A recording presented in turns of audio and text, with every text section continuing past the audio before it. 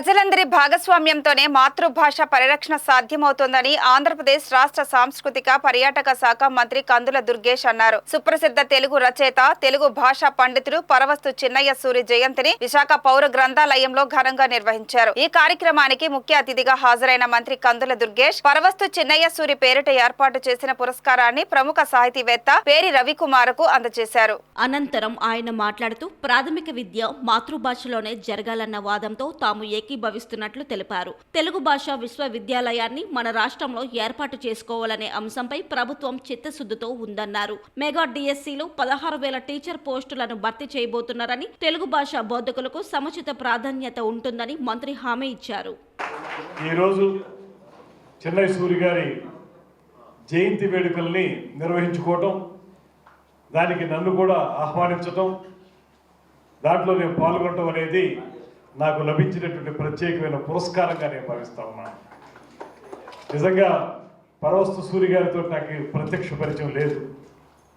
నేను తెలుగు భాషా దినోత్సవం సందర్భంగా విజయవాడలో జరిగినటువంటి కార్యక్రమంలో ప్రసంగించిన దరిమిల శ్రీ సూరి గారు నాకు ఫోన్ చేసి చాలా బాగా మాట్లాడారండి, తెలుగు భాష గురించి ఆ రకమైన ఆలోచన చేసినందుకు నేను ప్రత్యేకమైనటువంటి అభినందనలు తెలియజేస్తున్నానని చెప్పి ఆ రోజుతో ప్రారంభమైనటువంటి ఈ పరిచయం తర్వాత కూడా కేవలం ఫోన్ సంభాషణల ద్వారానే జరిగింది.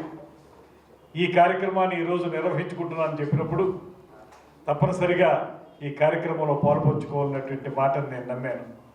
కారణం 2 ప్రత్యేకతలు ఉన్నాయి.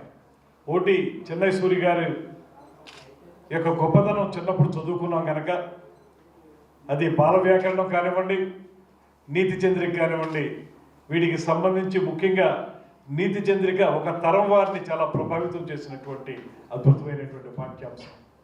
మిత్రలాభం, మిత్రభేదం, ఈ విషయాల మీద ప్రతి ఒక్కరూ కూడా అంతో ఇంతో ప్రభావితమైనటువంటి సందర్భాన్ని ఆ తరం వాడిగా చూసినటువంటి వ్యక్తిని నేను.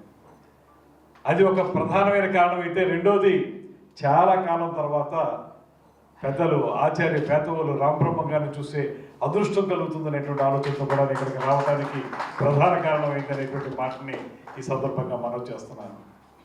సూరి గారి విషయంలో నాకు ఒక ప్రత్యేకత కనపడింది.